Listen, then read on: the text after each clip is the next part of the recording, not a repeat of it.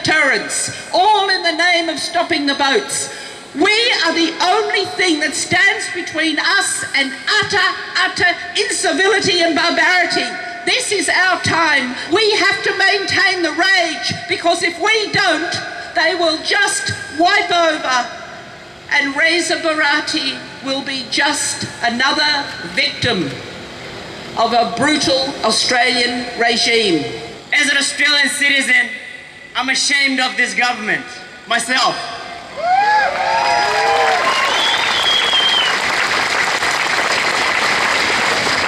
A couple of weeks ago, I came from Afghanistan, and I saw the situation there. A bomb exploded a couple of 100 meters away from me, and I know how dangerous it is for those people up there. Afghanistan has been in a civil war for more than 2 decades, and yet this government is trying to say that, look, there is nothing wrong in Afghanistan, it's safe so. I mean, what has Australia achieved by sending its troops to Afghanistan? What has it achieved? I mean, I have spent 3 years of my life in a detention center as a child. I have lost my childhood in Nauru. Seeking asylum is not a crime, okay? We have the right to seek asylum because our country is in danger.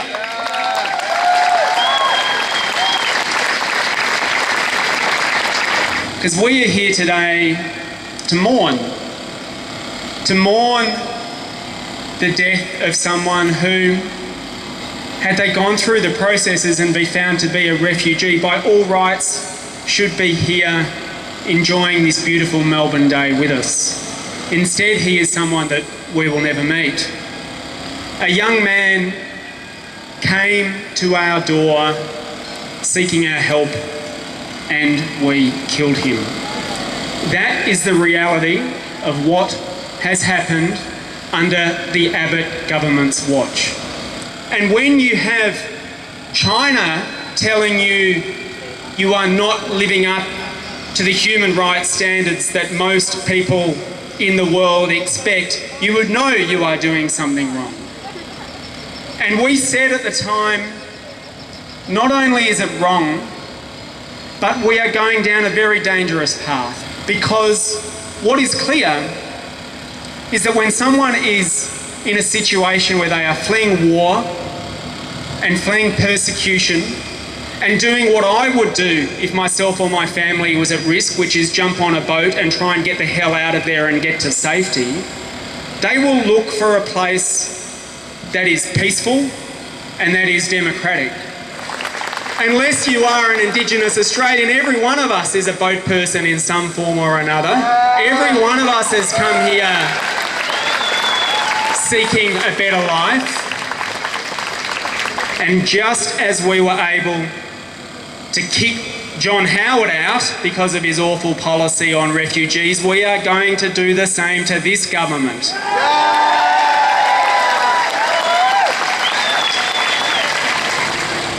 And we cannot forget that this is not solely, it is currently in the hands and responsibility of Tony Abbott and Scott Morrison.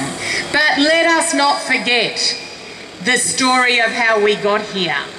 And let us not remove responsibility from the Labor Party, because the Labor Party is implicit in this bad, evil policy.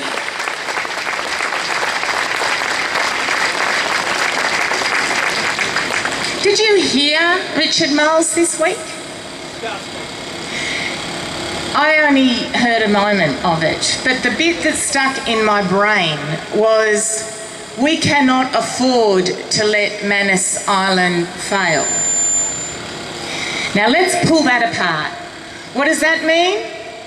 That means the Labor Party can't afford to have their solution fail. Well, that's not what an opposition should be saying.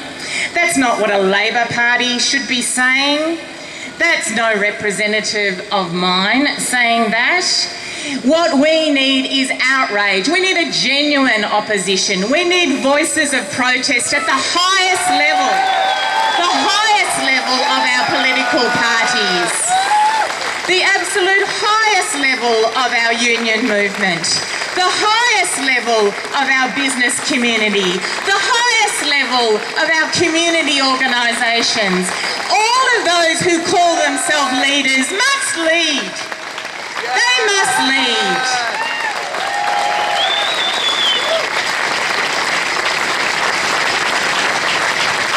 Manus Island will not shut down, Nauru will not shut down just because the truth comes out. Whether these places shut down depends upon us. There's a company called Transfield which has the contract for the detention centres on Manus Island and Nauru. This financial year it will cost $2.89 billion offshore processing. A lot of that money goes into the pockets of Transfield. Shame indeed. The chairman of Transfield, the ex-chairman, Tony Shepherd, resigned last October, and guess what he resigned to do? He is now the head of the Commission of Audit, which is looking for the Abbott Government into what services to privatise, where we can make you pay $6 to go to the doctor. And I think we need to say to Tony Shepherd and Abbott that if you want to find money, the first cut has to be that $2.89 billion for offshore processing.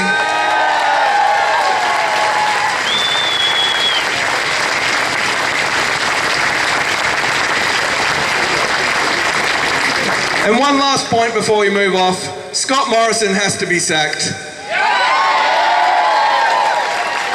Scott Morrison cannot protect asylum seekers. He cannot protect their identities. He is incapable of telling the truth. Every fantasy story continues to be undermined as more and more eyewitnesses speak out. We want Morrison gone. Yeah!